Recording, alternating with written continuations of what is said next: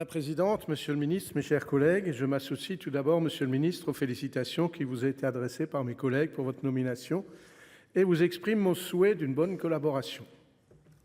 L'ordre du jour du Conseil européen des 17 et 18 octobre traitera notamment de la situation internationale qui est critique, point que je souhaite aborder ce soir. Quelques mots sur la situation en Ukraine pour débuter.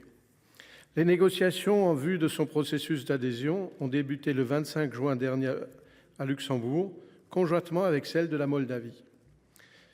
Lors de nos différentes auditions ici au Sénat, nous avons déjà pu mesurer que la route pour l'adhésion sera plus longue que prévu. Bien que le pays doive faire face à une situation de guerre avec la Russie, il est à mon sens important de ne pas griller les étapes. Toute procédure d'adhésion, malgré la situation ukrainienne, doit se faire sans précipitation et dans le respect des règles. Lors de la réunion du Conseil européen de février 2023, les dirigeants de l'Union ont pris acte des efforts considérables que l'Ukraine a déployés pour atteindre les objectifs qui sous-tendent son statut de pays candidat à l'adhésion à l'Union. Nous avons pu observer également que l'Ukraine continue de déployer d'importants moyens pour remplir les conditions d'adhésion à l'Union européenne. Monsieur le ministre, pouvez-vous nous indiquer si des points particulièrement litigieux au cours de l'examen analytique de l'Ukraine pourraient faire prendre du retard à ce processus d'adhésion ? Sur l'Ukraine toujours, il n'est pas neutre de rappeler la tenue des élections présidentielles aux États-Unis le 5 novembre 2024. Deux scénarios sont possibles. Le premier, l'élection de Kamala Harris, vice-présidente actuelle. Le second, la réélection de Donald Trump. Cette seconde hypothèse est la plus inquiétante pour la cause ukrainienne. Non seulement pour la cause ukrainienne. Donald Trump, dont la proximité avec Vladimir Poutine lors de sa présidence n'est plus à démontrer, a indiqué pouvoir résoudre la guerre en quelques heures s'il est réélu.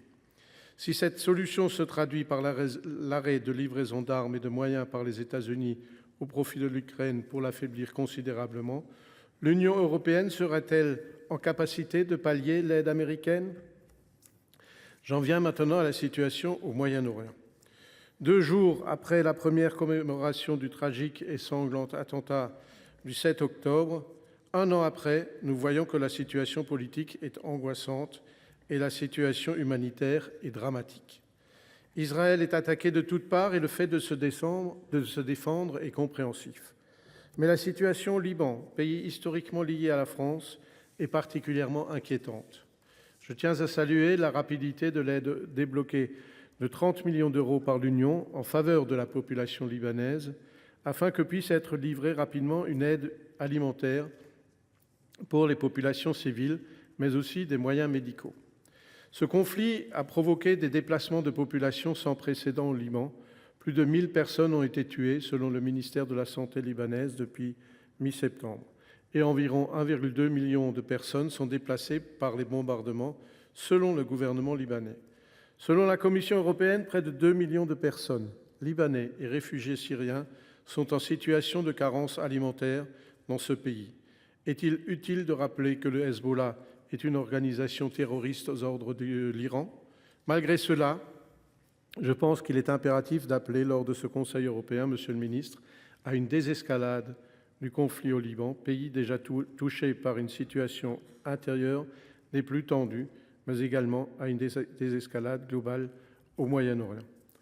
Je vous remercie, je n'ai pas plus de temps, mais j'aurais bien aimé parler de la COP29, qui, à mon sens, est une hérésie d'avoir choisi ce pays, puisque, comme beaucoup, je fais partie des 76 parlementaires qui figurent sur une liste persona non grata.